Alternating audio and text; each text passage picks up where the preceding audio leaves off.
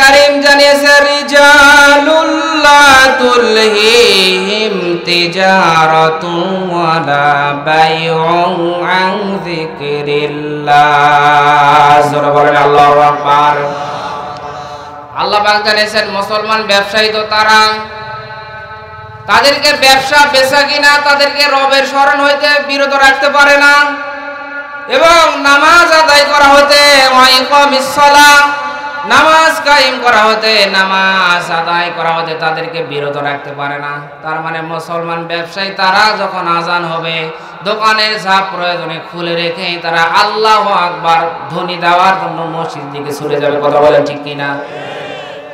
সম্মানিত উপস্থিতি, আমার রবকে তারা সেজদা দিবে, আমার রব তাদের প্রতি খুশি হয়। হাদিস না কিতাবের ভিতরে দেখেছিলাম শয়তানও যারা নামাজ পড়ে না তাদেরকে ভয় করে, চিন্তা করে আল্লাহ একটা সেজদা না দেওয়ার কারণে আমি শয়তান হয়েছি। কতগুলো নাম দিয়েছেন, আমাকে বিতাড়িত করেছেন, অভিশপ্ত করেছেন। আর প্রত্যেক দিন একটা মুসলমানের দিনের ভিতরে 34টা সেজদা দেওয়া ফরজ ছিল। কয়টা সেজদা বলেন তো? সারাদিনে ফরজ নামাজ কয় রাকাত? কুল্লু নাফসিম বিমা কাসাবাত রহিনা। আল্লাহ পাক বলেন প্রত্যেক ব্যক্তির নিজ নিজ কৃত কর্মের দায়ে আবদ্ধ। আমার আল্লাহ পাক জানিয়েছেন যে যে কর্ম করে তার দায়ে সে আবদ্ধ। কারো দায়কে আমার আল্লাহ তাআলা কিয়ামতের মাঠে কারো উপরে চাপিয়ে দিবে না, আর কেউ কারো বোঝা নিবেও না। প্রত্যেকের বোঝা নিয়ে কিয়ামতের মাঠে তাকে নিজে ওঠা লাগবে। সম্মানিত উপস্থিতি, কিয়ামতের মাঠে মানুষ যখন উঠবে, ওই কিয়ামতের মাঠটা এত কঠিন হবে, তখন আমার আল্লাহ তাআলা কাহার রূপ নিয়ে, কঠিন রূপ নিয়ে ডাক দিবে, লিমানিল মুলকুল ইয়াউমা লিল্লাহিল ওয়াহিদিল কাহ্হার। জোরে বলেন আল্লাহু আকবার। 24 নম্বর পারা 7 নম্বর পৃষ্ঠা সূরা মুমিনের 16 নম্বর আয়াতের শেষের অংশে আছে আল্লাহ পাক বলেন কিয়ামতের মাঠে যখন আল্লাহ তাআলা, আমি আল্লাহ কাহার রূপ নিয়ে দাঁড়িয়ে যাব, তখন আমি আল্লাহর সামনে দাঁড়িয়ে কেউ কোনো কথা বলার মতো সাহস পাবে না। আল্লাহ পাক বিচার শুরু করে দিবে। বিচার যখন আরম্ভ হয়ে যাবে, এরকম একটা কিতাব আমার আল্লাহ তাআলা সবার হাতে দিবে। দেওয়ার পরে আমার আল্লাহ তাআলা বলবেন, ইকরা কিতাবাকা কাফা বিনাফসিকাল ইয়াউমা আলাইকা হাসিবা। 15 নম্বর পারা 2 নম্বর পৃষ্ঠা সূরা বানি ইসরাইলের ভিতরে আমার আল্লাহ জানিয়েছেন, কিতাব দেওয়ার পরে আমার আল্লাহ তাআলা অর্ডার করবেন, ধমক দিবেন, ইকরা পড়। আমার আল্লাহ অর্ডার করবেন, হুকুম দিবেন। এখন অনেকে বলতে পারেন, হুজুর আমি তো আরবি পড়তে পারি না, ওই কিতাবগুলো আমরা কেমনে পড়ব? আমার আল্লাহ তাআলা যখন বলবেন ইকরা পড়ো, যখন আমার আল্লাহ তাআলা বলবে পড়, আমার আল্লাহ তাআলার হুকুম শোনার পরে, আদেশ শোনার পরে যত মানুষগুলো থাকবে সবাই আরবি শিক্ষায় শিক্ষিত হয়ে যাবে। সুবহানাল্লাহ বলবেন না? সবাই আর কিতাবগুলো পড়তে থাকবে, পড়া শুরু করবে। কিতাবগুলো পড়তে পড়তে যেগুলো ভালো আমল আছে সেগুলো পড়বে, খারাপ আমল যেগুলো আছে ওইগুলোতে গিয়ে আর পড়তে চাইবে না। কিন্তু তারা আশ্চর্য হয়ে যাবে, মিরাক্কেল হয়ে যাবে। কিতাবগুলো দেখে তারা সবাই বলবে, মালি হাযাল কিতাব লা ইউগাদিরু সাগীরাতান ওয়ালা কাবীরাতান ইল্লা আহসাহা। জোরে বলেন আল্লাহু আকবার। 15 নম্বর পারা 18 নম্বর পৃষ্ঠা সূরা কাহফের আল্লাহ তাআলা সূরা কাহফের ভিতরে জানিয়েছেন, কিতাবগুলো দেখার পরে মানুষগুলো বলবে, হ্যাঁ এই কি কিতাব? এই কিতাবের ভিতরে একটা ছোট সারে নাই, বড় সারে নাই। যেটাকে আমি গুনাহ মনে করি নাই ওটাও লেখা আছে, যেটাকে আমি সওয়াব মনে করি নাই ওটাও লেখা আছে। এটা কি কিতাব? কারণ আমাদের কাছে দুজন ফেরেশতা সেট করা আছে, কিরামান কাতিবিন ইয়ালামুনা মা তাফআলুন। তারা সবকিছু রেকর্ড করে রাখতেছে, সম্মানিত উপস্থিতি, কিতাবগুলো দেখার পরে তারা আশ্চর্য বোধ করবে, তারা বলবে আল্লাহ এ কোন কিতাব? তারা এই কিতাবগুলো দেখার পরে বলবে এই কিতাবের ভিতরে ছোট সারা হয় নাই, বড় সারা হয় নাই, এটা এমন কি কিতাব? হায় হায়, এত মিরাক্কেল কিতাব তো আমি জীবনে দেখিনি। সম্মানিত উপস্থিতি, এই কিতাবগুলো পাওয়ার পরে ভালো ভালো লোক যারা, তারা ভালো আমলগুলো পড়বে, খারাপ লোকগুলো যারা তাদের ভালো আমলগুলো পড়বে, কিন্তু খারাপ আমলের বেলায় গিয়ে তারা পড়তে চাইবে না। তখন তারা মিথ্যার আশ্রয় নেবে দুনিয়ার ভিতরে। যেমন করে তারা 2 নম্বর ছিল, কিয়ামতের মাঠে বাঁচার জন্য বলবে আল্লাহ এগুলো তো আমার আমল না, তোমার ফেরেশতারা এগুলো আমার নামে চালিয়ে দিয়েছে। বলেন ফেরেশতারা কি কারো পক্ষ নেবে? কথা বলেন না কেন? সম্মানিত উপস্থিতি, ফেরেশতারা দেখেন এটা কি দলীয়, এটা কি সরকার দলের লোক না বিরোধী দলের লোক? ফেরেশতাদের কাজ আমার আল্লাহ তাআলা যাকে যেটা দিয়েছে সেই ফেরেশতারা 100 ভাগ সেটা পালন করে। আমার আল্লাহ বলবে বান্দা তোর উপরে কি জুলুম করা হয়েছে? বলবে আল্লাহ হ্যাঁ। তখন আমার আল্লাহ তাআলা জানিয়েছেন আল-ইয়াউমা নাখতিমু আলা আফওয়াহিহিম ওয়া তুকাল্লিমুনা আইদিহিম ওয়া তাশহাদু আরজুলুহুম বিমা কানু ইয়াকসিবুন।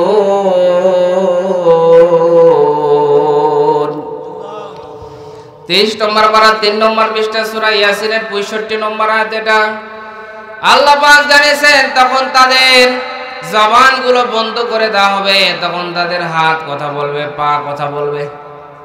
নিজের হাত তখন সাক্ষ্য দিবে যে হাত দ্বারা কার উপরে জুলুম করা হয়েছে, মিথ্যা রায় লেখা হয়েছে। কথা বলে না কেন? এই হাত তখন সাক্ষ্য দিবে কার উপরে জুলুম করা হয়েছে, কার উপরে অত্যাচার করা হয়েছে, কার বাড়িঘর ভাঙা হয়েছে। হাতগুলো তখন প্রমাণ দিবে, পাগুলো তখন প্রমাণ দিবে। তখন প্রমাণ হয়ে যাবে। আমল নামা তাকে ডান হাতে দেওয়া হবে, সে হাসতে হাসতে আল্লাহর জান্নাতে প্রবেশ করবে। বলেন সুবহানাল্লাহ। আর তাদেরকে বাম হাতে দেওয়া হবে, তাদের দুঃখ কষ্টের অন্ত থাকবে না। আল্লাহ পাক জানিয়েছেন ইল্লা আসহাবাল ইয়ামিন, কিন্তু তারা ডানপন্থী থাকবে, তাদের কোনো টেনশন থাকবে না। এবারে জান্নাতি যারা জান্নাতে চলে যাবে, জাহান্নামীরা জাহান্নামে চলে যাবে। জান্নাত আর জাহান্নাম হবে পাশাপাশি। জান্নাতীরা জাহান্নামীদেরকে দেখতে পাবে, জাহান্নামীরাও জান্নাতীদেরকে দেখতে পাবে। কেন?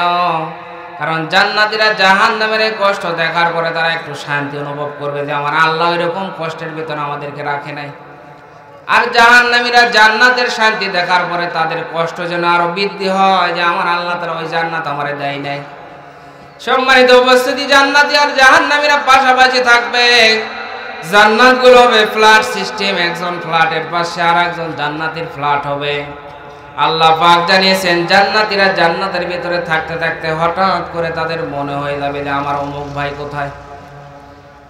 একসাথে ওই যে রায়ডাঙ্গা পশ্চিমপাড়া নতুন জামে মসজিদের তাফসীর মাহফিলে গিয়েছিলাম, একসাথে আজান হলে নামাজে যেতাম, একসাথে রমজান মাসে রোজা রাখতাম। আমার ওই ভাই কোথায়, কোন জান্নাতে আছে, একটু দেখা হলে ভালো লাগে। বলেন তো জান্নাতীরা কোনো কিছু চাইবে অন্তরে আমার আল্লাহ কবুল করবে না, এরকম কি হতে পারে নাকি? কথা বলেন। জান্নাতীরা মনে মনে কল্পনা করেছে, জান্নাত থেকে বাইর হওয়ার পরে দেখবে যার জন্য কল্পনা করেছিল ওই ব্যক্তি সামনে উপস্থিত। সুবহানাল্লাহ বলবেন না? ডাক দিয়ে বলবে বন্ধু তুমি কোথায়? তোমার কথাই তো আমি মনে করছিলাম। ওই বন্ধু ডাক দিয়ে বলে বন্ধু আমিও তো তোমার কথাই মনে করছিলাম। যাক দেখা হলো, ভালো লাগলো, চলো এই জান্নাতের উদ্যানে বসে বেলকুনিতে বসে বসে আমরা একটু গল্প করি। ফি জান্নাতি ইয়াতাসাআলুন। জান্নাতীরা জান্নাতের বেলকুনিতে বসে থেকে গল্প করতে করতে হঠাৎ তাদের দৃষ্টি চলে যাবে জাহান্নামের দিকে। জাহান্নামের দিকে তাকিয়ে দেখবে কি গো, আমাদের একই পাড়ার লোক, একই মহল্লার লোক, একই বাজারে আমরা বাজার করতাম, আড্ডা দিতাম, আজান হলে নামাজে যেতাম, আর ওই ব্যক্তি বসে বসে আড্ডা দিত। বলেন তো এরকম লোক আছে না নেই? বলবে কি গো, আমারই প্রতিবেশী, আমারই ভাই, আমার চাচাতো ভাই, মামাতো ভাই, খালাতো ভাই, আমারই গ্রামের লোক, মহল্লার লোক, ইউনিয়নের লোক, একই বাজারে বাজার করতাম, ওই ব্যক্তিরা জাহান্নামের আগুনে দাউ দাউ করে জ্বলতেছে কেন? একজন জান্নাতি আর একজন জান্নাতীকে জিজ্ঞাসা করবে কি কারণে তারা জ্বলতেছে। তখন একজন আর একজনকে বলবে, চলো আমরা জাহান্নামের ফেরেশতা মালিকের কাছে গিয়ে জিজ্ঞাসা করি। তখন এই দুজন জান্নাতি মিলে জাহান্নামের ফেরেশতা মালিকের কাছে গিয়ে জিজ্ঞাসা করবে, আনিল মুজরিমিন, এই পাপিষ্ঠ এরা কারা? এরা জাহান্নামের আগুনে কেন এসেছে? জাহান্নামের ফেরেশতা মালিক বলবে, আমি জানি না, ওদেরকে তোমরা জিজ্ঞাসা করো। তখন জান্নাতীরা জাহান্নামীদের সাথে কথা বলবে, জাহান্নামীরাও জাহান্নামে যাওয়ার কথা বলবে। বলেন তো শুনতে চান কি চান না? কারা কারা শুনতে চান আল্লাহকে দুই হাত তুলে দেখান। লিল্লাহি তাকবীর, লিল্লাহি তাকবীর। থাকবেন তো না রাগ করতেছেন? সম্মানিত উপস্থিতি, জান্নাতীরা এবারে জাহান্নামে যারা গিয়েছে তাদের সাথে কথা বলে জিজ্ঞাসা করবে, তোমরা জাহান্নামে কেন এসেছো?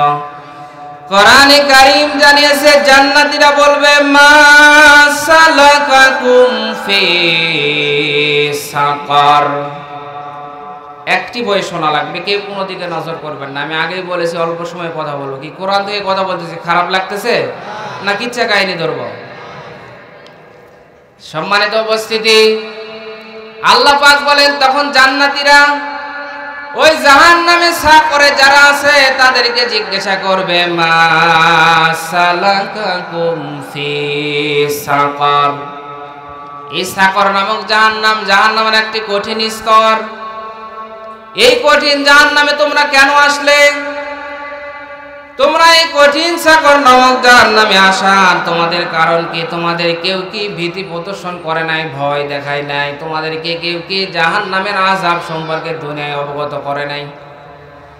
তখন জাহান্নামীরা জাহান্নামে যাওয়ার কারণ বলার আগে সব জাহান্নামীরা এটা স্মরণ করবে, ওয়াকালু লাউ কুন্না নাসমাউ আও নাকিলু মা কুন্না ফি আসহাবিস সাঈর। জোরে বলেন আল্লাহু আকবার। 29 নম্বর পারার 1 নম্বর পৃষ্ঠা সূরা মুলকের 10 নম্বর আয়াত।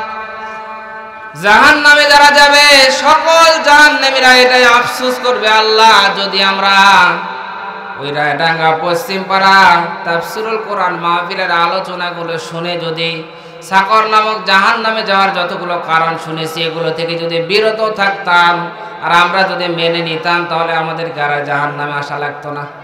কারণ প্রতি জুমার দিনে ইমাম সাহেব বয়ান করে, বলেন করে কি করে না?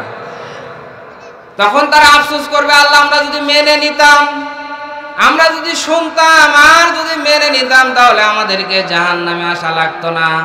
আর এই জান্নাতীরা সাকরে যাওয়ার কারণ বলবে। তখন এই জাহান্নামীরা সবাই সাকর নামক জাহান্নামে যাওয়ার 4টি কারণ বলবে। আওয়াজ দিয়ে বলেন কয়টি কারণ? আরো জোরে বলেন কয়টি কারণ? এই 4টি দিক যদি আমাদের ভিতরে থাকে তাহলে আমাদেরকে আজকে থেকেই পরিবর্তন হওয়া লাগবে। কি হবেন তো ইনশাআল্লাহ? সম্মানিত উপস্থিতি, জাহান্নামীরা সবাই এক বাক্যে বলবে, ক্বালু লাম নাকু মিনাল মুসাল্লিন। জাহান্নামে সাকরে যাওয়ার 1 নম্বর কারণ বলবে, আমরা নামাজ পড়তাম না। প্রিয় কুষ্টিয়াবাসী, বলেন তো এই কথা কি কোনো হিন্দু বলবে?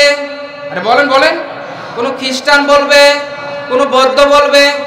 এ কথা বলবে না। তার কারণ তাদের তো দুনিয়ার ভিতরে নামাজই ছিল না। এ কথা বলবে তারা যারা দুনিয়ার ভিতরে মুসলমান দাবি করার পরে আজান হতো, বসে বসে আড্ডা দিত, নামাজ পড়তো না। তারাই বলবে আমরা নামাজ পড়তাম না। তার মানে সাকর নামক এই জাহান্নামের স্তরে কোন ইহুদি, খ্রিস্টান, বৌদ্ধ, হিন্দু এদেরকে দেওয়া হবে না। এই সাকর নামক জাহান্নামে যাবে মুসলমানেরা, যারা মুসলমান দাবি করার পরে নামাজ পড়তো না, তারা যাবে এই জাহান্নামে। সম্মানিত উপস্থিতি, এখানে যতগুলো মানুষ আছেন বলেন তো এই সাকর নামক জাহান্নামে কারা কারা যেতে চান? কি কেউ যেতে চান না? সবাই আমরা যেতে চাই না সত্য, কিন্তু এশার নামাজও পড়ি না এরকম লোক এখানে আছে না নাই? আপনি তো সাকর নামক জাহান্নামে যাওয়ার কাজ করেই বসে আছেন। আপনি যতই হাত না তোলেন, আবার এখানে অনেক মানুষ আছে যারা নিয়ত করে রেখেছে যতক্ষণ আলোচনা হয় শুনবো, কিন্তু ফজরের নামাজ পড়বো না। আছে না নেই? আরে কথা বলেন। সম্মানিত উপস্থিতি, বাংলাদেশের বিভিন্ন জেলায় আলোচনা করে যতটুকু অভিজ্ঞতা হয়েছে, 12টা 1টা বাজলে বলেন হুজুর আরো বলেন, আরো শুনবো, কিন্তু শোনার শ্রোতা বেশি, মানার শ্রোতা কম না বেশি? আরে কথা বলেন না কেন? সম্মানিত উপস্থিতি, 1 নম্বর কারণ বলবে আমরা নামাজ পড়তাম না। সম্মানিত উপস্থিতি, যারা নামাজ পড়ে না রবের সাথে তাদের কোনো সম্পর্ক থাকে না, আর যারা নামাজ আদায় করে আমার রবের সাথে তাদের সম্পর্ক থাকে। বলেন সুবহানাল্লাহ। সম্মানিত উপস্থিতি, আল্লাহ নবী, বিশ্ব নবী বলেন মুসলমান আর কাফেরের মাঝে পার্থক্যই হচ্ছে নামাজ। মুসলমান আর কাফেরের মাঝে পার্থক্য নুনু কাটা না, কার আগা কাটার কার কাটা না, এটা দেখে মুসলমান আর কাফেরের পার্থক্য বলেন না। আল্লাহ নবী বলেছেন মুসলমান আর কাফেরের মাঝে পার্থক্যই হচ্ছে নামাজ। যারা নামাজ পড়ে তারা মুসলমান, আর যারা নামাজ পড়ে না তারা, আরে জোরে বলেন। সম্মানিত উপস্থিতি, কিয়ামতের মাঠে সর্বপ্রথম হিসাব না হবে নামাজের ব্যাপারে। যার নামাজের হিসাব সঠিক হয়ে যাবে সে অন্যান্য হিসাবগুলো সঠিকভাবে দিতে পারবে।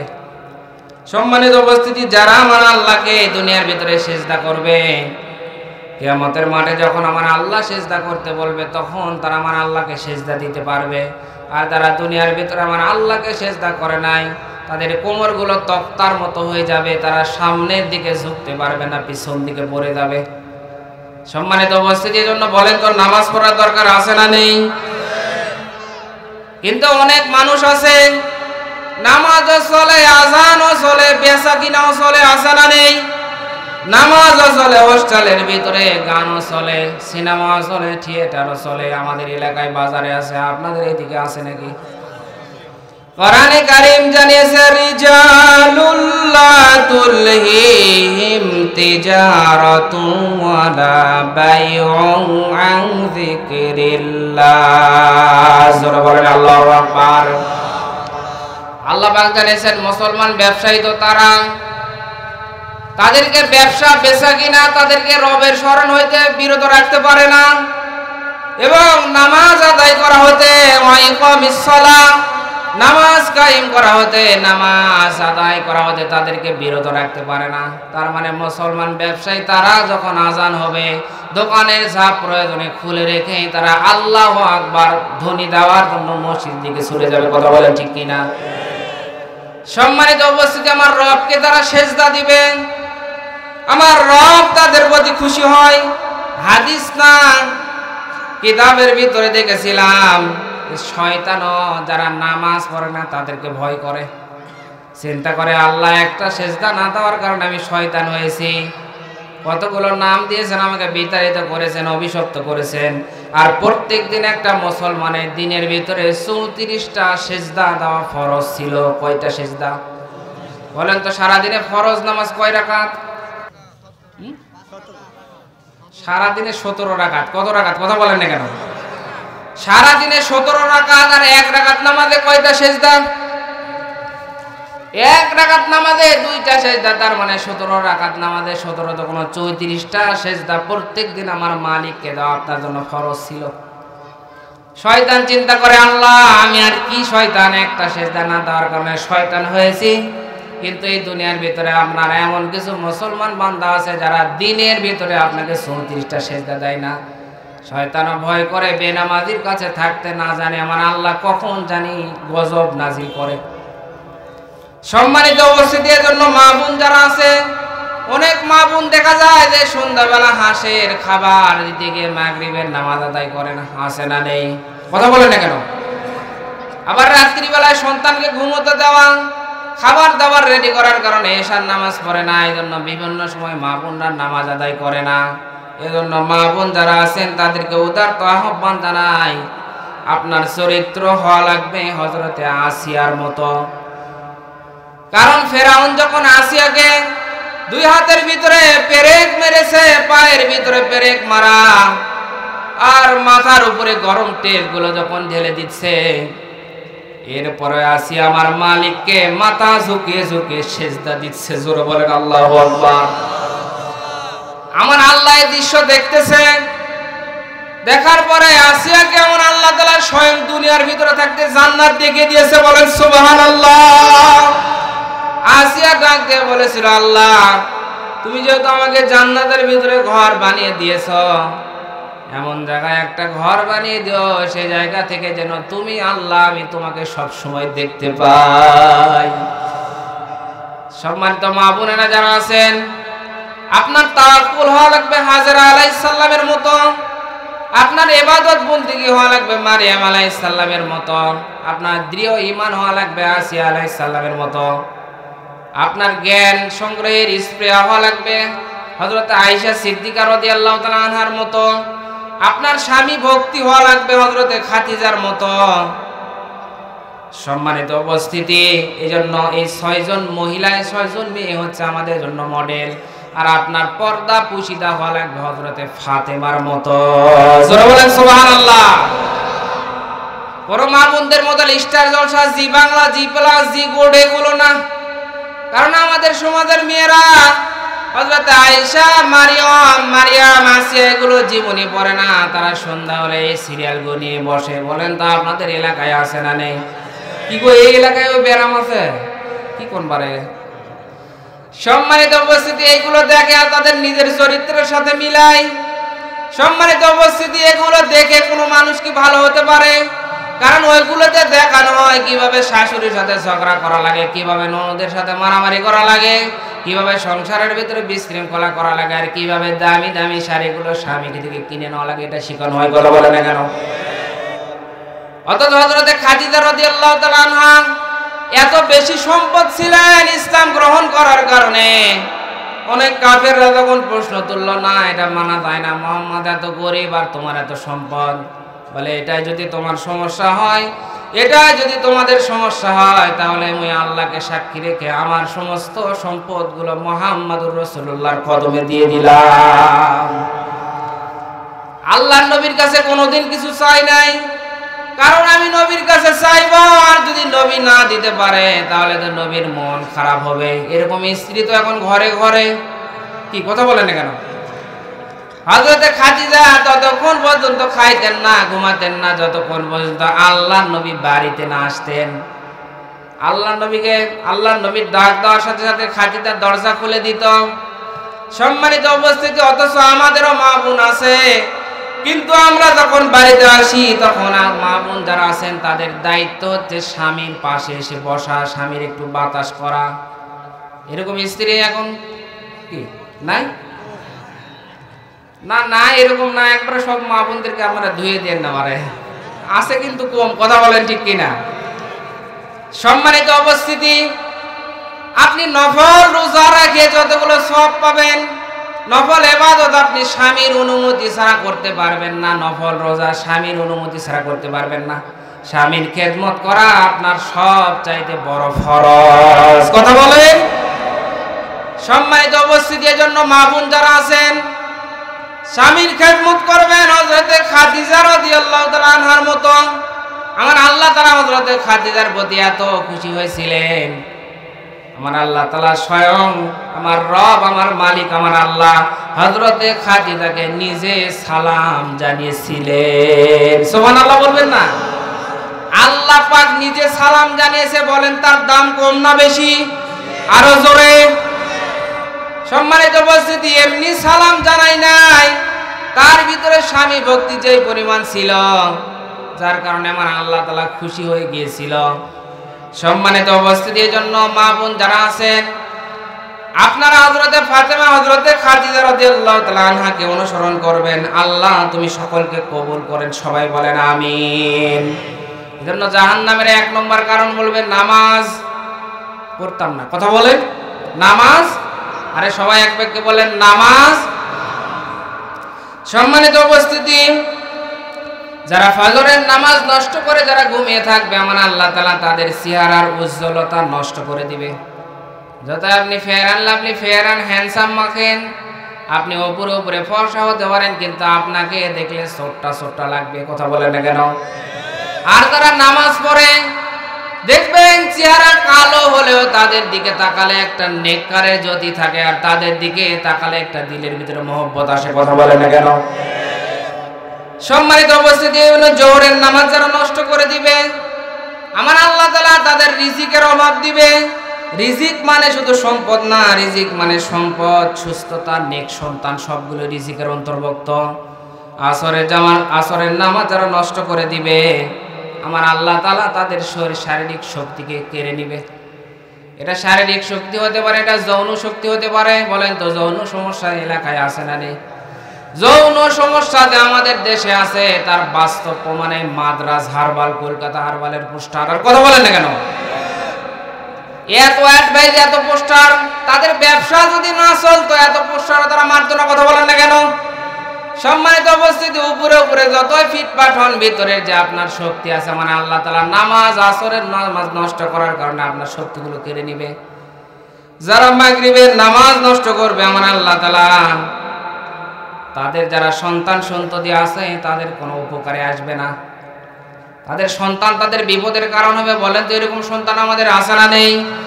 এশার নামাজ যারা নষ্ট করবে, তাদের ঘুমের পরিতৃপ্তিকে আমার আল্লাহ নষ্ট করে দিবে। যতই ঘুমের পরি খান, কিন্তু ঘুম পাড়ার পরে তৃপ্তি হবে না। বলেন তো, ঘুম কার নিয়ামত? সম্মানিত উপস্থিতি, আল্লাহ তাআলার একটা বড় নিয়ামত ঘুম। অনেক কিছু আছে, ঘুম নেই, মাথা ঠিক না, বেঠিক হয়ে যাবে। কথা বলেন না কেন? ঘুম যখন মানুষের আছে, আরে মানুষ যখন ঘুমায় তখন তার ব্রেনগুলো একবারে ফ্রেশ হয়ে যায়। সম্মানিত উপস্থিতি, এই জন্য 5 ওয়াক্ত নামাজ মৃত্যু পর্যন্ত কারা কারা পড়বেন, আল্লাহকে দুই হাত তুলে দেখায়। হাত তুলে সোজা করেন, লিল্লাহি তাকবীর। আল্লাহ তুমি সকলকে কবুল করেন। সবাই বলেন আমিন। কি গো, আপনারা কি বুঝে তুলেছেন না না বুঝে? বাঙালি তো সব জায়গায় হাত তুলে পারে। সম্মানিত উপস্থিতি, যেখানে নামাজ আছে, যেই দরবারে নামাজ আছে, যেই দরবারের নেতাগুলো নামাজ পড়ে, নামাজকে রাষ্ট্রীয় ক্ষমতায় নিয়ে যেতে চায়, ওই দলের সাথে আমরা থাকবো। রাজি আছেন তো? যেই পীরের দরবারে কোরআন নেই, কোরআনের শিক্ষা নেই, কোরআনের নীতি নেই, ওই পীর যদি আমার বাবা হয়, আর ওই দরবার যদি আমার বাবার হাতের প্রতিষ্ঠা করা হয়, এরপরে আমার বাবার সাথে আমি থাকবো না। রাজি আছেন তো? কারণ এই সমাজের ভিতরে অনেক পীর আছে যারা বলে এত সেজদা দেওয়ার দরকার নেই, এক সেজদা দিলে জান্নাত পার হয়ে জাহান্নামে যাওয়া যাবে। খাজা বাবার মুরিদ মোরা বড়ই গুনাহগার, খাজা যদি দয়া করে তাইলে হব পার। পানির তলে জলে বাতি, ঝড় বাতাসে নিভে না, খাজা বাবার মুরিদ হলে নামাজ রোজা লাগে না। জোরে বলেন সুবহানাল্লাহ। আবার আর একদল বলে কিরামান কাতিবিন, শেষ বিচারের দিন আল্লাহর দরবারে যদি করে অভিযোগ, তাইলে বলবো দুনিয়ায় ছিলাম ন্যাংটা বাবার লোক। ন্যাংটা বাবা, শিকল বাবা, টবলা বাবা, ডুঙ্গি বাবা, বদনা বাবা বলে কিয়ামতের মাঠে বাঁচা যাবে। কথা বলেন। সম্মানিত উপস্থিতি, আপনি যদি বাঁচতে চান, আপনাকে আমার রবকে সেজদা দেওয়া লাগবে। সম্মানিত উপস্থিতি, জাহান্নামীরা জাহান্নামে ছাক করে যাওয়ার 1 নম্বর কারণ বলবে যে আমরা নামাজ পড়তাম না। সম্মানিত উপস্থিতি, আমি সংক্ষেপ করে দিলাম। 2 নম্বর কারণ বলবে, 2 নম্বর কারণ তারা বলবে ওয়ালাম নাকুনু তুইমুল মিসকিন। 2 নম্বর কারণ বলবে যে আমরা মিসকিনদেরকে, অভাবগ্রস্তদেরকে আহার্য দিতাম না, খাবার দিতাম না। বলেন তো, অভাবী যারা আছে তাদের পাশে দাঁড়ানোর দরকার আছে না নেই? কেউ থাকবে 5 তলায়, কেউ থাকবে গাছতলায়, এটার নাম ইসলাম না।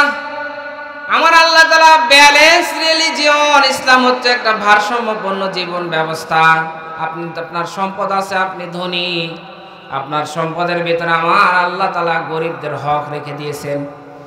সম্মানিত উপস্থিতি, আমার আল্লাহ চায় যে সবার কাছে খাবার থাকবে। কাইলা ইয়াকুনা দুলাতাম বাইনাল আগনিয়াই মিনকুম। জোরে বলেন আল্লাহু আকবার। 28 নম্বর পারার 5 নম্বর পৃষ্ঠা, সূরা হাশরের 7 নম্বর আয়াতের মাঝের অংশ আছে। আল্লাহ পাক বলেন, আমি আল্লাহর মানসা, আমি আল্লাহর ইচ্ছা, সবার কাছে খাবার থাকবে, সবাই সুখে শান্তিতে থাকবে। আমি আল্লাহ এটা চাই। আমি আল্লাহ চাই না কেউ গাছতলায় কেউ পাঁচতলায় থাক, সবাই শান্তিতে থাকে, এটা আমি আল্লাহ চাই। এটা কিন্তু আমাদের প্রধানমন্ত্রীও চাই। কথা বলেন না কেন? কারণ বিভিন্ন রাস্তার মোড়ে মোড়ে বিভিন্ন জায়গায় দেখবেন লেখা থাকে ক্ষুধা ও দারিদ্রতা মুক্ত বাংলাদেশ গঠন করায় আমাদের লক্ষ্য। এটি মাননীয় প্রধানমন্ত্রী শেখ হাসিনা। তার মানে উনি তো এই সূরা হাশরের 7 নম্বর আয়াত দেখে দেখেই করেছেন। কথা বলেন না কেন? আরে ভালো কাজ করলে তার প্রশংসা করা লাগবে। কথা বলেন। তিনি চাচ্ছেন এই সূরা হাশরের 7 নম্বর আয়াতকে প্রতিষ্ঠিত করতে। সবার কাছে খাবার চাক, সবাই যেন খেয়ে থাকে, এটা তিনি চাচ্ছেন। কিন্তু তরিকা সিস্টেম নেওয়া লাগবে কোরআন থেকে। কোথায় থেকে বলেন? আল্লাহ পাক জানিয়েছেন ওয়ামা আতাকুমুর রাসূলু ফাখুযু ওয়ামা নাহাকুম আনহু ফান্তাহু ওয়াত্তাকুল্লাহ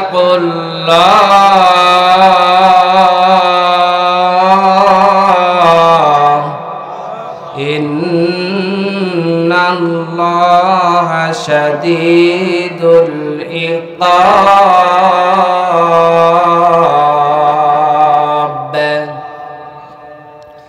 আল্লাহ পাক বলেন এই সিস্টেম যদি তুমি কায়েম করতে চাও, তোমাদের রাসূল যা দিয়েছে তা তোমরা গ্রহণ করো, আর যা থেকে নিষেধ করেছে তা তোমরা বর্জন করো, তাহলে তোমাদের জীবনটা ডিজিটাল হয়ে যাবে। বলেন সুবহানাল্লাহ।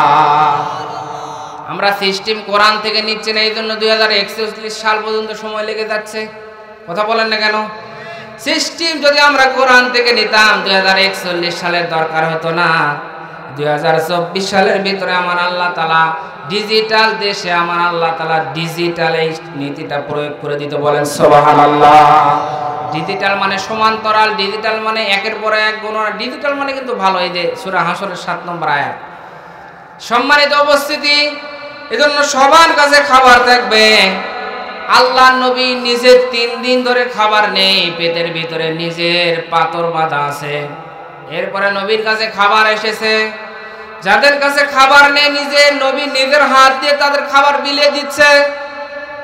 সাহাবায়ে কেরামরা বলল, ইয়া রাসূলুল্লাহ, আপনার পেটে তো খাবার নেই, আপনি খাবারগুলো সবগুলো অভাবীদেরকে দিয়ে দিচ্ছেন কেন? আল্লাহর নবী বলেন, ও সাহাবায়ে কেরাম, আমি নিজের পেট পূজা করার জন্য, পেট ভর্তি করে খাওয়ার জন্য আসি না, আমি এসেছি বিশ্ব মানবতার মুক্তির জন্য। সুবহানাল্লাহ বলেন। সম্মানিত উপস্থিতি, এইজন্য আল্লাহ নবী বিশ্ব নবী বলেন, আনফিক ইয়া বিলাল, হে বেলাল দান করো। হযরতে বেলাল বলে, ইয়া রাসূলুল্লাহ, কি দিব? আমার তো কিছু নেই। হযরতে বেলাল বলে, ইয়া রাসূলুল্লাহ, কি দিব? আল্লাহর নবী বলেন, বেলাল, কৃপণতা করো না, দান করো, মানে আল্লাহ তোমারে বাড়িয়ে দিবে। হযরতে বেলাল বলে, ইয়া রাসূলুল্লাহ, কি দিব? আমার তো নেই, আমার এই পরনের পোশাক ছাড়া আমার আর কোনো সম্পত্তি নেই। আল্লাহর নবী বললেন, বেলাল, তুমি আযান দাও, মানুষকে ভালো কাজের দিকে আহ্বান করো, এটাও তোমার দান করা, সদকা করা সব হয়ে যাবে। সুবহানাল্লাহ বলবেন না? আল্লাহর নবীর কাছে একজন ভিক্ষুক গেল, ইয়া রাসূলুল্লাহ, কিছু দান করেন। আল্লাহর নবী বললেন যে, না, আমার কাছে কিছু তো নেই, যাও তুমি হযরতে ওসমানের কাছে চলে যাও। হযরতে ওসমানের কাছে ভিক্ষুক গিয়েছে। যাওয়ার পরে দেখে হযরতে ওসমান রোদের ভিতরে কিছু শস্য শুকাতে দিয়েছে। ছোট ছোট পিপিলিকাগুলো শস্যগুলো মুখে নিয়ে নিয়ে চলে যাচ্ছে। আর হযরতে ওসমান রাদিয়াল্লাহু তাআলা আনহু পিপিলিকার মুখ থেকে শস্যগুলো নিয়ে নিয়ে স্তূপে রাখতেছে। এখন ভিক্ষুক চিন্তা করে, ওরে আল্লাহ, কি ডিজিটাল কৃপণ! যে মানুষটা পিপিলিকা কতটুকু আর খাবার নিয়ে যেতে পারে, এই পিপিলিকার মুখ থেকে যে খাবার নিয়ে রাখতে পারে, এই মানুষটা আমাকে দান করতে পারে না। বলেন তো, সব ধারণা কি সত্য হয় নাকি? কথা বলেন। তিনি চলে গেলেন, কিছু চাইলেন না। দ্বিতীয় দিনে আবার আল্লাহ নবীর কাছে গিয়ে বলে, ইয়া রাসূলুল্লাহ, কিছু দান করেন। আল্লাহ নবী আবার বলল, যাও তুমি ওসমানের কাছে যাও। হযরতে ওসমান রাদিয়াল্লাহু তাআলা আনহুর কাছে চলে গেলেন। যাইতে যাইতে সন্ধ্যা লেগে গেছে। বাড়ির ভিতর থেকে হযরতে ওসমান ধমক দিতে তার চাকরদেরকে, এই বাতির সলতা বড় দিলি কে? তাড়াতাড়ি করে ছোট দে। ভিক্ষুক চিন্তা করে, ওরে আল্লাহ, এত সম্পদ, বাতির সলতা একটু বড় দিলে কতটুকু আর তেল ফুরাবে? যে মানুষটা বাতির সলতা বড় দেওয়ার কারণে তার চাকর নৌকরদেরকে ধমক দেয়, এই ব্যক্তি আর দান করতে পারে না। তিনি চলে গেলেন। তৃতীয় দিনে আল্লাহ নবীর কাছে গিয়ে বলে, ইয়া রাসূলুল্লাহ, কিছু দান করেন। আল্লাহ নবী বললেন, যাও ওসমানের কাছে যাও। হযরত ওসমানের কাছে এবারে তৃতীয়বার যখন গিয়েছে, যাওয়ার পরে দেখে হযরত ওসমান রাদিয়াল্লাহু তাআলা আনহু রোদের ভিতরে তুলো শুকাতে দিয়েছেন, উপরে একটা মশারি দিয়েছেন, আর ওই মশারির ফাঁক দিয়ে ছোট ছোট তুলা কুলোগুলো উড়ে যাচ্ছে। আর হযরত ওসমান রাদিয়াল্লাহু তাআলা আনহু ওই ছোট ছোট তুলা কুলোগুলো ধরে ধরে আবার নিয়ে এসে ওই মশারি তলে রাখতেছে। ভিক্ষুক চিন্তা করে, ওরে আল্লাহ, কি কি পনের কি পন, দেখ আল্লাহ নবী যেহেতু আমার 3 বার পাঠিয়েছে, কিছু দেয় দেখ, না দেয় না দেখ, দেখি একটু বলেই দেখি কিছু দেয় কিনা। হযরত ওসমান রাদিয়াল্লাহু তাআলা আনহুর কাছে গিয়ে বলে, ওসমান, আল্লাহর নবী আমারে পাঠিয়েছে, কিছু দান করো। জোরে বলেন আল্লাহু আকবার। আল্লাহর নবীর কথা শোনার পর হযরত ওসমান একটু ভালো করে তাকালেন, কারণ এখানে যদি আপনাদের এমপির নাম কি বলেন তো,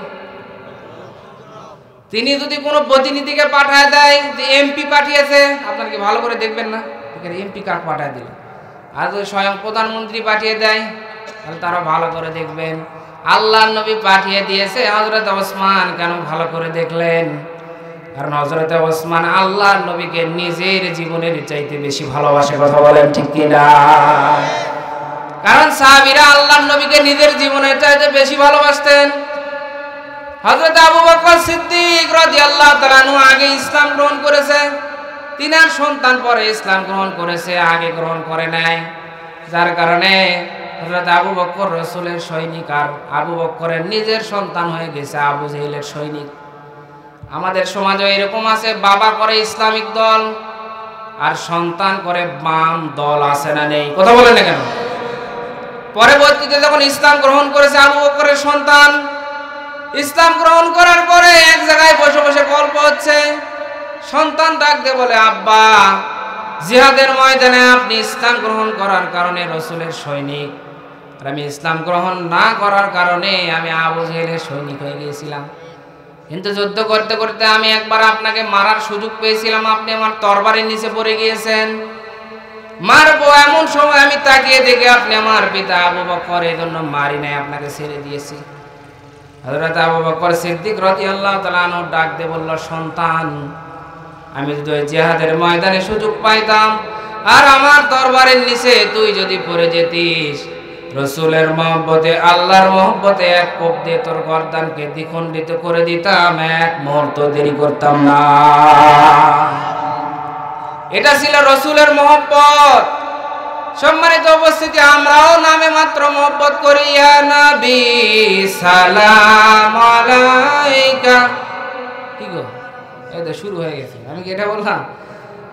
শুধু রবিউল আউয়াল এলে এরকম করে একটা টান দিয়ে মিলাদ পরে জুলাপি খেয়ে আমরা রাসূলের আশিক হয়ে আশিকের রাসূল হই, কিন্তু রাসূলের সুন্নাত আমরা মানতে চাই না। কথা বলে ঠিক কিনা?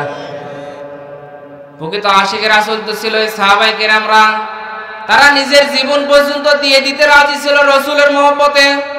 সম্মানিত উপস্থিতি, হযরত ওসমান ভালো করে দেখলেন যে আল্লাহর নবী পাঠিয়েছেন, যেহেতু আল্লাহর নবী পাঠিয়েছেন, ছোটখাটো কিছু দিয়ে তো বিদায় করা যায় না।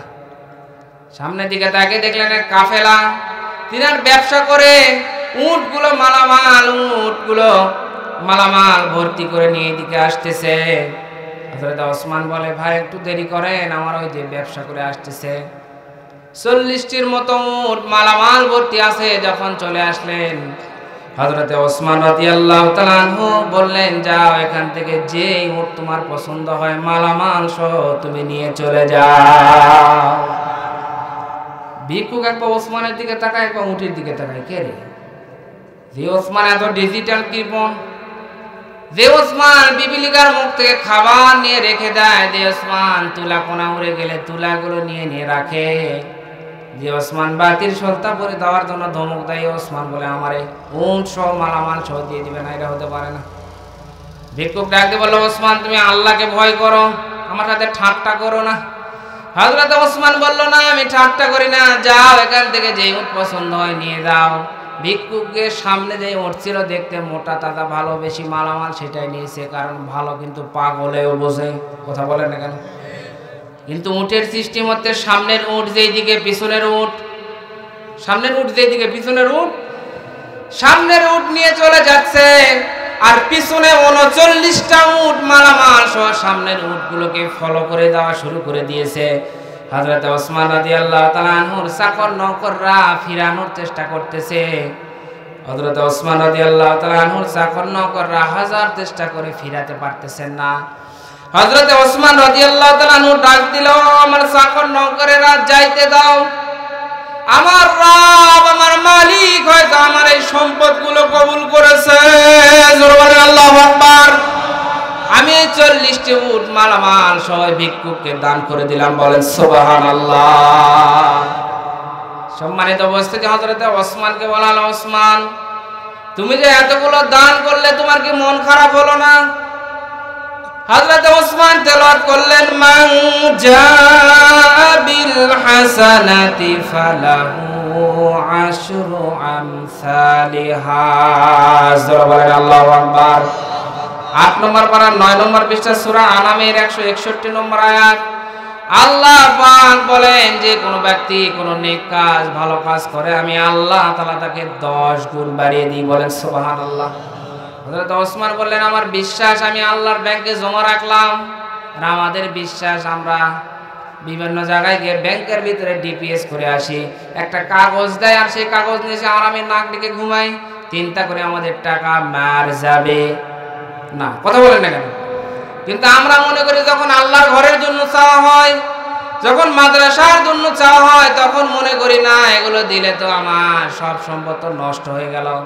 হযরত ওসমানের মতো যদি আমরা আমাদের বিশ্বাস থাকলো যে রবের ব্যাংকে জমা রাখলে পাবো, তাহলে আমরা হযরতে ওসমানের মতো দান বেশি বেশি করতাম। কথা বলে ঠিক কিনা? সম্মানিত উপস্থিতি, হযরত ওসমান রাদিয়াল্লাহু তাআলা আনহু পিপিলিকার মুখ থেকে খাবার নিলেন, বাতির সলটা কম দিতে বললেন, আর তুলাগুলো উড়ে যাচ্ছে। তুলাগুলো কেন নিয়ে এসে রাখলেন? প্রত্যেকটা কারণ আছে, শুনতে চান তো আপনারা? কি করব না, শেষ করে দিব। সম্মানিত উপস্থিতি, এবারে 2 নম্বর পয়েন্ট এখানে রাখলাম, আবারও 2 নম্বর পয়েন্টে ফিরে আসব। 3 নম্বর কারণ জাহান্নামীরা বলবে, 3 নম্বর কারণ বলবে, ওয়া কুন্না নাখুদু মাআল খাইদিন। 3 নম্বর কারণ জাহান্নামীরা বলবে যে আমরা সমালোচনাকারীদের সাথে সমালোচনা করতাম, গীবত করতাম। বলেন আছে না নাই? সাইর হোস্টেলে গিয়ে দেখেন, বিভিন্ন জায়গায় গিয়ে দেখেন, যেখানে মানুষ একত্রিত হয় সেখানে গীবত চলছে 180 মাইল গতিতে।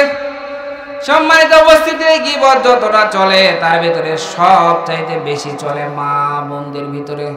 কাদের ভিতরে বলেন? কারণ যেখানে মা বোন একত্রিত হয়, আল্লাহর নবী বিশ্ব নবী জাহান্নাম দেখে এসেছে।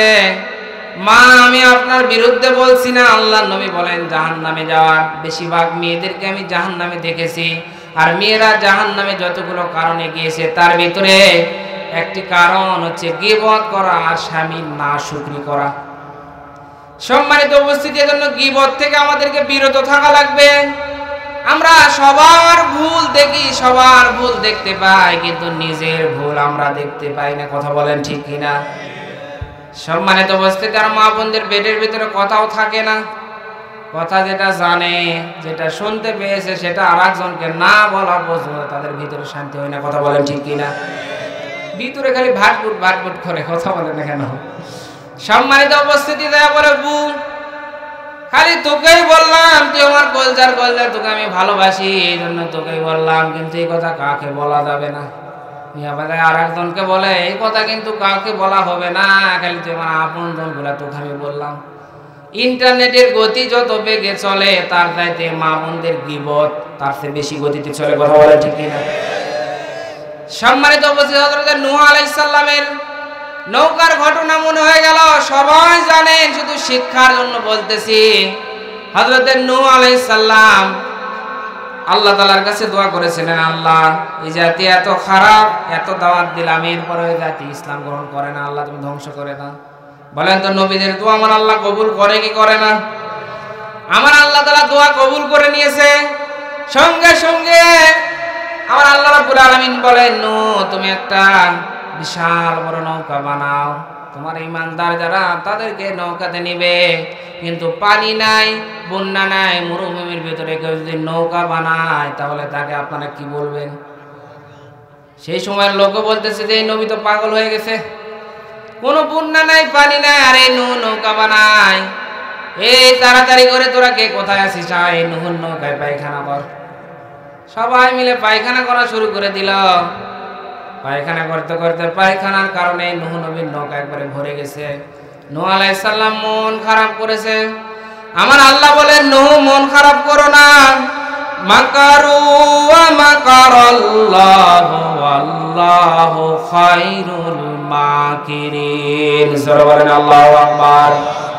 আল্লাহ পাক বলেছেন 3 নম্বর পারা 16 নম্বর পৃষ্ঠা সূরা আল ইমরানের ভিতরে আল্লাহ পাক বলেন, নবী তারা চক্রান্ত করে, ষড়যন্ত্র করে তোমার নৌকাতে পায়খানা করেছে, তোমার সাফ করা লাগবে না, আমি আল্লাহ ফেরেশতা দিয়েও সাফ করাবো না।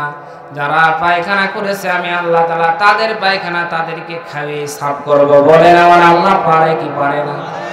আরো জোরে বলেন, পারে কি পারে না? সম্মানিত উপস্থিতি, সেই সময় একটা কুষ্ঠ রোগী, শরীরের ভিতরে এমন কুষ্ঠ রোগ হয়েছে কেউ তাকে কাছে আসতে দেয় না, সমাজ তাকে বয়কট করেছে। তিনি চিন্তা করলেন, আমার সমাজের তামাম মানুষগুলো নূহ নবীর নৌকাতে গিয়ে পায়খানা করলো, এই বরকত থেকে আমি তো মাহরুম হয়ে যাব। এই জন্য তিনি রাত্রে বেলায় কেউ যেন না দেখে ওই সময় গিয়েছে পায়খানা করার জন্য, উপরে বসে একবারে সব ঠিকঠাক করেছে, পায়খানা করবে। হঠাৎ করে পা ফসকে পায়খানার সাগরের ভিতরে পড়ে গেছে। পায়খানার সাগরে হাবুডুবু খাচ্ছে, কিছুটা ভিতরেও চলে গেছে। পায়খানার সাগরে হাবুডুবু খাইতে খাইতে অনেক কষ্ট করে উঠেছে। ওঠার পরে এই অবস্থায় তো আর বাড়িতে যাওয়া যায় না, পাশে যেখানে পানি আছে সেখানে গিয়ে গোসল দিয়েছে। দেওয়ার পরে নিজের শরীরের দিকে তাকে নিজেকে আর চিনতে পারছে না। কি গো, আমার কুষ্ঠ রোগ যেটা ছিল সব ভালো হয়ে গেছে। বলেন সুবহানাল্লাহ। যা ছিল তা তো ভালো হয়ে গেছে, চেহারা আগের চেয়ে আরো সুন্দর হয়েছে। বাড়িতে চলে গেছে। যাওয়ার পরে বিবির কাছে যখন গিয়েছে, বিবি বলে, কে তুমি, কোথায় থেকে এসেছো, তাড়াতাড়ি বাড়ি থেকে বাইর হও। বলে, কি গো জরিনার মা, তুমি আমার চিনছো না? বলে, কি, তুমি কে? বলে, আমি।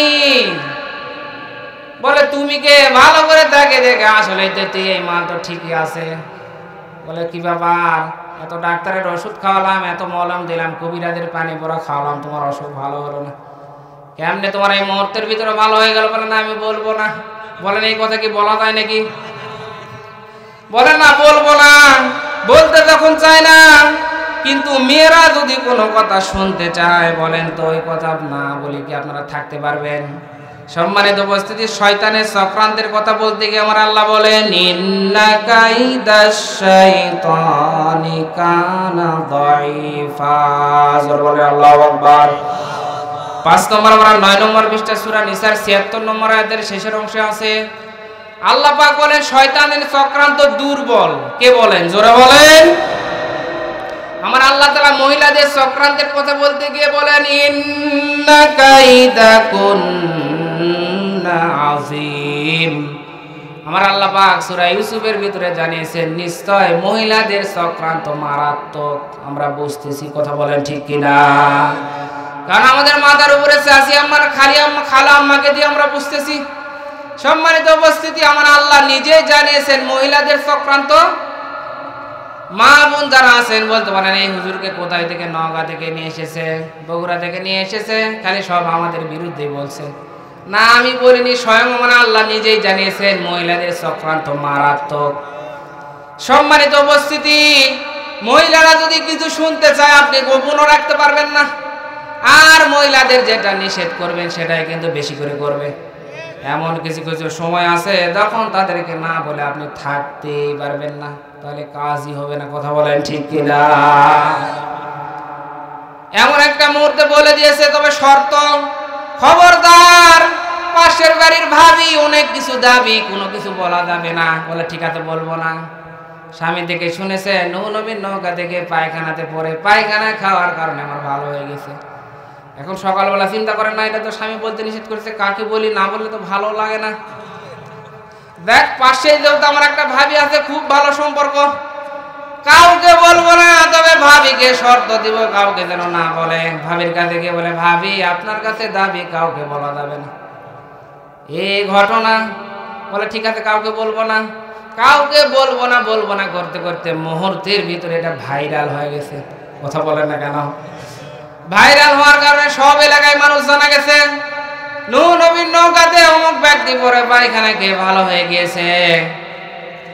নূহ নবীর নৌকার পায়খানা এত বরকত শোনার পরে এলাকার মানুষ যাদের ভিতরে পেটের অসুখ আছে, অনেক চিকিৎসা করে ভালো হয় না, তারা নূহ নবীর নৌকাতে গিয়ে পায়খানার একটা ডিব্বা বানিয়ে লাখ ধরে একটা পায়খানা খেয়েছে। আমার আল্লাহ তাআলা পেটের অসুখ ভালো বানিয়ে দিয়েছে। সুবহানাল্লাহ বলে। যার একটু ব্যথা আছে মালিশ করে ভালো হয়ে যায়, যা চর্মরোগ মলম হিসাবে মালিশ করলে ভালো হয়ে যায়। মুহূর্তের ভিতরে এত ভাইরাল পায়খানা। বলেন তো, যে পায়খানা একবার লাগালে ভালো হয়, আপনারা লাগাবেন কি লাগাবেন না? আমি লাগাবো, কারণ এত চিকিৎসা করে ভালো হয় না, একবার লাগায় যদি ভালো হয়ে যায় সমস্যা কি? কথা বলেন ঠিক কিনা? মুহূর্তের ভিতরে পায়খানা সব শেষ, ভাইরাল পায়খানা। সম্মানিত উপস্থিতি, আর একটু পায়খানা নেই। অনেক দূর থেকে, দূর দূরান্তের দেশ থেকে মানুষ আসা শুরু হয়েছে। অনেক দূরের দেশ থেকে একজন মানুষ এসে দেখে একটা পায়খানা নেই, ডাক দিয়ে বলে, এই মানুষ এলাকার মানুষগুলো এত জালেম, বরকতি পায়খানা আমার নামে রাখেনি, ডাক দেও তো রাখেনি। লোটাতে করে পানি নিয়ে সুন্দর করে নৌকাগুলো ধুয়ে মুছে সাফ করে ওই পানি খেয়েছে। আমার আল্লাহ তার অসুখ ভালো বানিয়ে দিয়েছে। সুবহানাল্লাহ বলেন। আল্লাহ বলেন, নবী তুমি টেনশন করো না, যারা চক্রান্ত করে, ষড়যন্ত্র করে, মিথ্যা মামলা দেয়, সময় আছে, ফেরাউনের মতো পরিণতি হবে। কথা বলেন ঠিক কিনা? আল্লাহ আমরা দেখতে চাই, আমাদের জীবদ্দশায় দেখিয়ে যাও যারা জুলুম করতেছে, আলেম ওলামার উপরে নির্যাতন করতেছে, আল্লাহ তুমি এই পরিণতি আমাদেরকে দেখিয়ে দিও। সবাই বলেন আমিন। সম্মানিত উপস্থিতি, এই জন্য বললাম গীবত করা যাবে, কথা বলেন। সম্মানিত উপস্থিতি, এই জন্য গীবত করা যাবে না। 3 নম্বর কারণ বলবে, আমরা সমালোচনাকারীদের সাথে সমালোচনা করতাম। আর 4 নম্বর কারণ বলবে, ওয়া কুন্না নুকাযযিবু বিয়াউমিদ্দিন। 4 নম্বর কারণ বলবে, আমরা বিচারের দিনকে বিশ্বাস করতাম না। বিচারের দিন মানে কোন দিন? সবাই বলেন, বিচারের দিন মানে কোন দিন? বিচারের দিন মানে সুপ্রিম কোর্ট, জয় কোর্ট, হাইকোর্ট, এই কোর্টের বিচার না। বিচারের দিন মানে কিয়ামতের দিনের বিচারের দিকে আমার আল্লাহ ইরশাদ করে বলেন, বিচারের দিনকে বিশ্বাস করতাম না। কারণ একজন মানুষের টেন্ডেন্সি, মন মানসিকতা যদি এরকম হয় যে বিচারের মাঠে বিচার হবে, আল্লাহর দরবারে আমাকে দাঁড়ানো লাগবে, তাহলে ওই ব্যক্তির দ্বারা কোনো গুনাহের কাজ করা সম্ভব। কথা বলে। হযরত ওমর রাদিয়াল্লাহু তাআলা আনহু বুঝেছিলেন যে কিয়ামতের মাঠটা কত কঠিন হবে। হযরত ওমর রাদিয়াল্লাহু তাআলা আনহু যখন খলিফা, প্রেসিডেন্ট, আমাদের মতো ৫৬,০০০ বর্গ মাইলের প্রেসিডেন্ট না, হযরত ওমর রাদিয়াল্লাহু তাআলা আনহু অর্ধ পৃথিবীর প্রেসিডেন্ট ছিলেন। বলেন সুবহানাল্লাহ। এত বড় পাওয়ার আলা লোক চেয়ারে আছে, ক্ষমতায় আছে, যখন যিনি চেয়ারে তখন তিনি গিয়ারে। এত বড় পাওয়ার আলা লোক, তার সন্তান যেখানে পড়ে, আব্দুল্লাহ আর হোসাইন রাদিয়াল্লাহু তাআলা আনহু সেখানে পড়ে। হোসাইন রাদিয়াল্লাহু তাআলা আনহু তখন যে লেখার যন্ত্র, মনে করেন কলম, তিনি লিখতেছেন আর ফেলে দিচ্ছেন। আর আব্দুল্লাহকে বলছে, আব্দুল্লাহ তুমি উঠিয়ে দাও। বারবার উঠিয়ে দিচ্ছে আর বারবার ফেলে দিচ্ছে। আব্দুল্লাহ ডাক দিয়ে বলল, আমি কি তোমার খাদেম নাকি? হোসাইন ডাক দিয়ে বলেছিল, তুমি শুধু খাদেম না, তুমি খাদেমের বাদশা খাদেম। তিনি রাগ করে বাড়িতে চলে গেছেন, না আমি আর পড়বই না। আব্বার কাছে গিয়ে বলে, আব্বা এটার বিচার চাই, আপনি যদি বিচার না করেন তাহলে আর আমি আর পড়বো না। বলে কি হয়েছে? বলে এই ঘটনা। ঠিক আছে, জুমার দিনে বিচার হবে। হযরত ওমর রাদিয়াল্লাহু তাআলা খুতবা দিচ্ছেন, এমন সময় হোসাইন আসতেছে। খুতবা বন্ধ করে হোসাইনকে ডাক দিল, হোসাইন এদিকে এসো। তুমি কি বলেছো খাদেমের বাচ্চা? খাদেম বলে, হ্যাঁ বলেছি। বলে তুমি এই কথা কেন বললে? হোসাইন রাদিয়াল্লাহু তাআলা ডাক দিয়ে বলেছিলেন, ও ওমর, আমার নানার সাহাবী ওমর, বুকে হাত দিয়ে বলেন তো, আপনি কি আমার নানার খাদেম না? আল্লাহু আকবার বলেন। আপনি কি আমার নানার খাদেম না? আপনি তো আমার নানার খাদেম। বলে হ্যাঁ আমি তোমার নানার খাদেম। তুমি কি কথা লিখে দিতে পারবে? বলে হ্যাঁ লিখে দিলাম। তালের পাতা আনা হলো, খেজুরের পাতা আনা হলো, লিখে দিয়ে হযরতে হুসাইন লিখে দিলেন, আমি নবীর নাতি হুসাইন লিখে দিলাম যে ওমর নানার খাদেম ছিল, আমি নিজে দেখেছি। ইতি হুসাইন ইবনে আলী সই করে দিলাম। হযরত ওমর রাদিয়াল্লাহু তাআলা আনহু বললেন, যা বিচার হয়ে গেছে। হযরতে হুসাইন রাদিয়াল্লাহু তাআলা আনহু হযরতে আব্দুল্লাহ ডাক দিয়ে বলল, আব্বা বিচার তো শুরুই হলো না, বিচার কেমনে হয়ে গেল? কারণ এই বিচার কি আমাদের মতো 2 নম্বর বিচার? কথা বলেন না কেন? কারণ আপনি এখন বিচার দিবেন কার কাছে? বাগানের মালিক বাগানের ভিতরে প্রবেশ করেছে, করার পরে দেখে একজন ছোট্ট বাচ্চা ব্যাগ নিয়ে আম চুরি করতেছে। বাগানের মালিক ডাক দিয়ে বলে, এই তাড়াতাড়ি না, আয় তোর বাপের কাছে নিয়ে যাবো। এখন বলেন তো, এই কথা শোনার পরে ছোট্ট বাচ্চা হাসার কথা না কান্না করার কথা? কথা বলেন না কেন? এখন না কান্না করে হাসতেছে। ডাক দিয়ে বলে, তোর কি লজ্জা নেই, শরম নেই, হাসিস কেন? ডাক দিয়ে বললে, আপনি আমার আব্বার কাছে নিয়ে যাবেন বিচার করতে। আমি ছোট গাছে ব্যাগ নিয়ে আর ওই যে বড় গাছে থেকে দেখেন আমার আব্বা বস্তা নিয়ে চুরি করতেছে। সম্মানিত উপস্থিতি, বিচার দিবেন কার কাছে? সঠিক বিচার যদি মানুষ পেতে চায়, আল্লাহর কোরআন ছাড়া বিকল্প কোনো কিতাব সঠিক বিচার দিতে পারে না। কথা বলেন। চিঠি দেওয়া হয়েছে, সময় দিকে লক্ষ্য রাখুন। শেষ করতে বলা হয়েছে, শেষ করে দিই নাকি? শেষ পয়েন্টে চলে এসেছে, আপনারা না বললেও তো আমি শেষ করে দেব। সম্মানিত উপস্থিতি, 4 নম্বর কথা বলবে যে আমরা বিচারের দিনকে বিশ্বাস করতাম না। 1 নম্বর কারণ কি বলবে বলেন তো? আরে মুখস্থ করেন, সারা জীবন তো ওয়াজ শুনলেন। বলেন 1 নম্বর কারণ কি বলবে? নামাজ পড়তাম না। 2 নম্বর কারণ কি বলবে? মিসকিনদেরকে খাদ্য দিতাম না। 3 নম্বর কারণ বলবে সমালোচনাকারীদের সাথে সমালোচনা করতাম। আর 4 নম্বর কারণ বলবে বিচারের দিনকে আমরা বিশ্বাস করতাম না। সম্মানিত উপস্থিতি, 2 নম্বর পয়েন্টে রেখেছিলাম হযরত ওসমান রাদিয়াল্লাহু তাআলা আনহু। মনে আছে আপনাদের? কয়টা কারণ? এটা বলে শেষ করে দেব ইনশাআল্লাহ। সম্মানিত উপস্থিতি, এই জন্য আমাদের প্রতিবেশী যারা আছে তাদের একটু খোঁজ খবর নেওয়া দরকার। হযরত আব্দুল্লাহ ইবনে মুবারক রাহমাতুল্লাহ আলাইহি এত বড় একজন আলেম ছিলেন। এখানে যারা আলেম আছেন তাদেরকে জিজ্ঞাসা করেন, আব্দুল্লাহ ইবনে মুবারক রাহমাতুল্লাহ আলাইহির নাম শুনে না এরকম কোনো আলেমই নেই। কথা বলেন না কেন? এত বড় একজন আলেম ছিলেন। তিনি হজের মৌসুমে হজ করার জন্য যাবেন, সব কিছু রেডি করেছেন। হঠাৎ করে তার ছোট্ট বাচ্চা কান্না করতেছে। ছোট্ট বাচ্চা কান্না থামানোর জন্য বলে, আব্বা আপনি কান্না করেন কেন? ছোট্ট বাচ্চা ডাক দিয়ে বলে, আব্বু আমি পাশের বাড়িতে গিয়েছিলাম, গোস্ত রান্না হয়েছে, চাইলাম আমার দিল না, ঘাড় ধাক্কা দিয়ে বাইর করে দিল।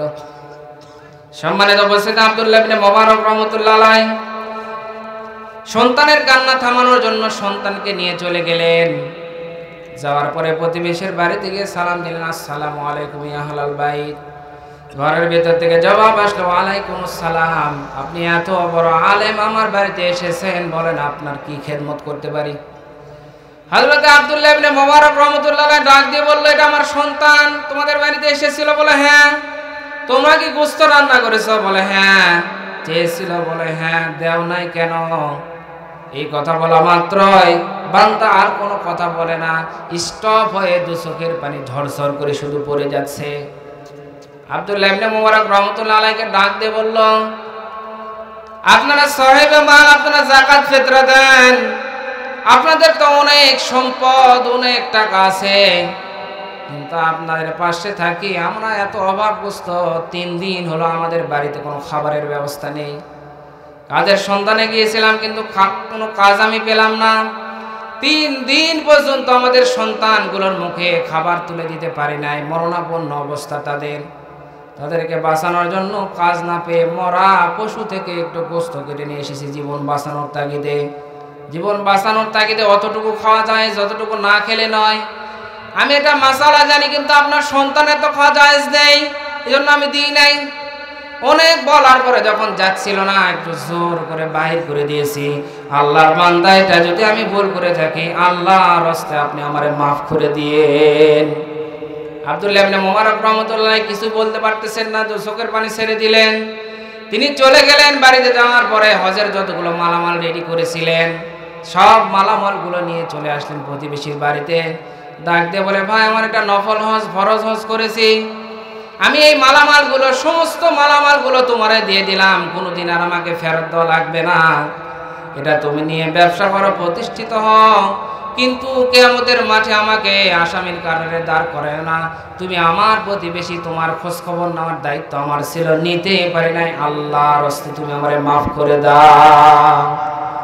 হজ যখন শেষ হয়ে গেল, আব্দুল্লাহ ইবনে মুবারক রাহমাতুল্লাহ আলাইহির বন্ধু এসে বলল, বন্ধু তুমি হজ করে কখন আসলে? ডাক দিয়ে বলে, বন্ধু না আমি এবার তো হজে যাইনি। বলে, না আমি নিজে দেখেছি, যখন আমি কাবা ঘর তাওয়াফ করতেছিলাম তখন দেখলাম তুমি আমার সামনে কাবা ঘর তাওয়াফ করতেছো। জোরে বলে সুবহানাল্লাহ। যখন আমি মিনা মুজদালিফায় তখন আমি দেখলাম তুমি আমার সামনে। যখন আমি শয়তানকে পাথর মারতেছিলাম তখন দেখলাম তুমি আমার সামনে।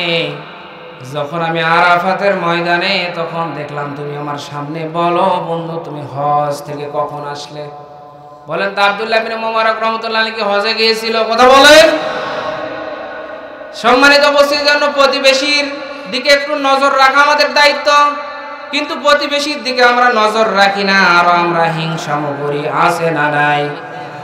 সম্মানিত উপস্থিতি, একটা উপন্যাস মনে পড়ে গেল। একটা কৃষক, আগে তো লাঙ্গল দিয়ে হাল বাঁধলো না, লাঙ্গল দিয়ে হাল বলছে, হঠাৎ করে একটা পাথর উঠেছে। উপন্যাস, এটা কোরআন হাদিস না, শিক্ষার জন্য বলতেছি। হঠাৎ করে পাথরটা ঘষা দিয়েছে, একটা দৈত্য এসেছে। আসার পরে বলে, মালিক বলেন আপনি কি চান, আপনাকে তাই দিব, তবে শর্ত হচ্ছে আপনাকে যা দিব আপনার প্রতিবেশীকে ডবল দিব। এখন ডাকতে বলে, না আমার কিছু দরকার নেই, আপনি যান। পাথরটা নিয়ে চলে গেছে বাড়িতে। যাওয়ার পরে স্ত্রীকে বলে, খবরদার পাথরের কাছে হয়ে যাবি না, ঘষাও দিবি না। ওই কথা বলে চলে এসেছে। কিন্তু স্ত্রী চিন্তা করে, কি ব্যাপার, স্বামী কেন ঘষা দিতে নিষেধ করলো? এখন পাথরের কাছে গিয়ে যে একটা ঘষা মেরেছে, দৈত্য এসে বলে, মালিক বলেন কি চান তাই দেব। এখন মেয়ে মনে চিন্তা করে, ওরে আল্লাহ যা চাবো তাই দেবো, এই অফার তো ছাড়া যায় না। ডাকতে বলে, তাড়াতাড়ি করে একটা বাড়ি বানায় দেন। বৃষ্টি আসলে টিনের ফুটা দিয়ে পানি পড়ে, অনেক কষ্টে আছি, যা যা লাগে সব কিছু চেয়ে নিয়েছে। স্বামী বাড়িতে আসার পরে বাড়ি আর চিনতে পারছে না। বলেন তো টিনের বাড়ি হঠাৎ করে যদি ছাদের বাড়ি হয়ে যায় আপনারা চিনতে পারবেন নাকি? অনেক ডাবের গাছ, বোরের গাছ, বিভিন্ন আলামত দিকে বাড়িতে ঢুকেছে। ঢোকার পরে ধমক দিচ্ছে, পাথরে ঘষা দিচ্ছিস কেন?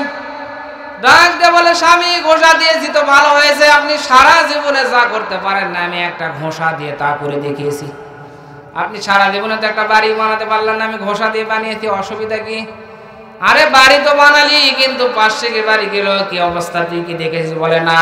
তাড়াতাড়ি করে বাইর হয়ে দেখ, আমাদের বাড়ি একতলার পাশের বাড়ি। কথা বলেন না কেন? আরে তাড়াতাড়ি করে পাথর নিয়ে আয়। পাথর নিয়ে আসার পরে আবার ঘুষা দিচ্ছে। দৈত্য এসে বলে, মালিক বলেন কি চান? এবারে বাড়ির মালিক ডাক দিয়ে ওই রাখাল বলতেছে, তাড়াতাড়ি করে 1 চোখ কানা করে দে। বলেন তো 1 চোখ কানা হলে প্রতিবেশীর কয় চোখ কানা? আরে কথা বলেন না কেন? বলেন তো এরকম হিংসা আছে না নেই? প্রতিবেশীর সাথে কি ভাই হয়ে ভাইয়ের সাথে হিংসা করে? 20 বছর 25 বছর ধরে ভাইয়ের সাথে কথা বলে না। বলেন তো এরকম ভাই আছে না নেই? সম্মানিত উপস্থিতির জন্য প্রতিবেশীদের নজর রাখা। হযরত ওসমান রাদিয়াল্লাহু তাআলা আনহু এতগুলো সম্পদ দান করে দিলেন। এরপরে হযরত ওসমান বলল, তোমার কি মন খারাপ হলো না? হযরত ওসমান রাদিয়াল্লাহু তাআলা আনহু বললেন, না আমার মন খারাপ কেন হবে, আমি তো আল্লাহর ব্যাংকে জমা রেখেছি। হযরত ওসমানের মতো কাদের কাদের বিশ্বাস আছে? আল্লাহকে 2 হাত তুলে দেখায়, হাত সোজা করেন, লিল্লাহি